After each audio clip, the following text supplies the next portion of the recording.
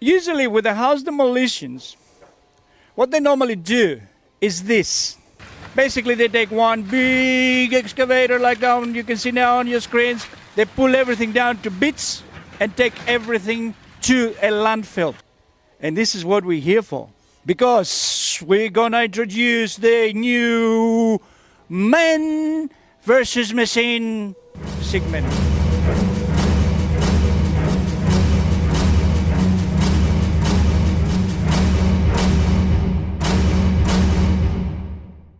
Yeah, that's it.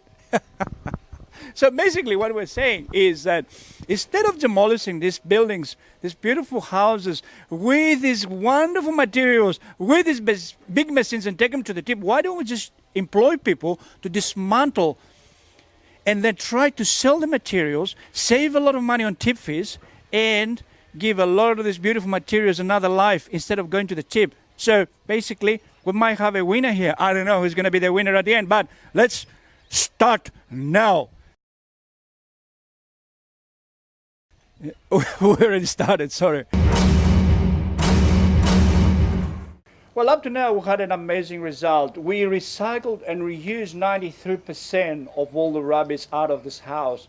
And we employed about 4 people for 2 weeks instead of 1 person, 1 driver, 1 machine operator for maybe a couple of days. So there's a lot more employment when we actually do the demolition by hand. And the most important thing of all is we reused a lot of materials. Now everything, from the tiles, from the timber on the roof, people just picked up this amazing timber that was 100 years old. Beautiful weathered Oregon. And then the beautiful LED light windows. We had a lot of interest about the LED light windows.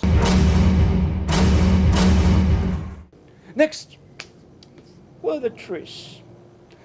Unfortunately, the trees, even those beautiful palm trees, these amazing palm trees, we couldn't reuse them. We tried to give them away to people. I mean, can you imagine people pay $5,000 to $10,000 for a tree like this and we couldn't give them away? We advertised here and there and everywhere, and nothing, absolutely nothing. So what do we have to do? Chainsaw. But hey, chainsaw with a difference. Look, we found this guy. Look what he's doing with the trees. I mean, this guy's amazing. He's just climbing like a monkey up on the trees. He just chopped them down, and then he just puts them on this monster. It was like a mouth opening up, picking up all the trees and making this mulch. Now let's have a look at that. Hi, my name is Nibal Chalak. I'm the owner of Tree Power.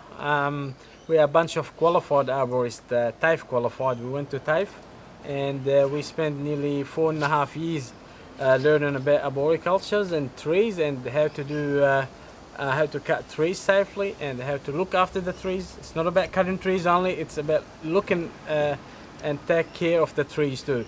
And we are fully qualified.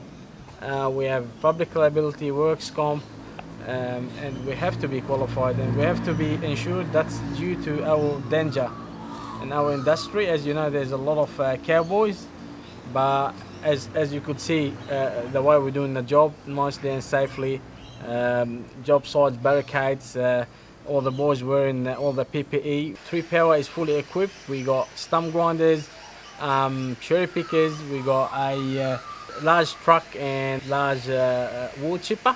And this wood chipper is one of the most, it is the most dangerous machine you can ever use. Whoever has to use it has to be very careful, and every week we do induction how to use this chipper nicely and safely to prevent any accident or any injury to any our team member.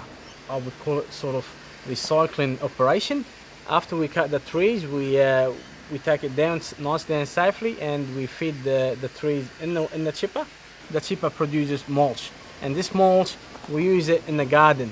I provide a lot of landscaping places with this mulch. There's a lot of benefit of using mulch in the garden. First thing, it does reduce the using of water in the garden by 75%, because when you put mulch at the surface of the garden, it will keep the soil moisture and it will reduce evaporation.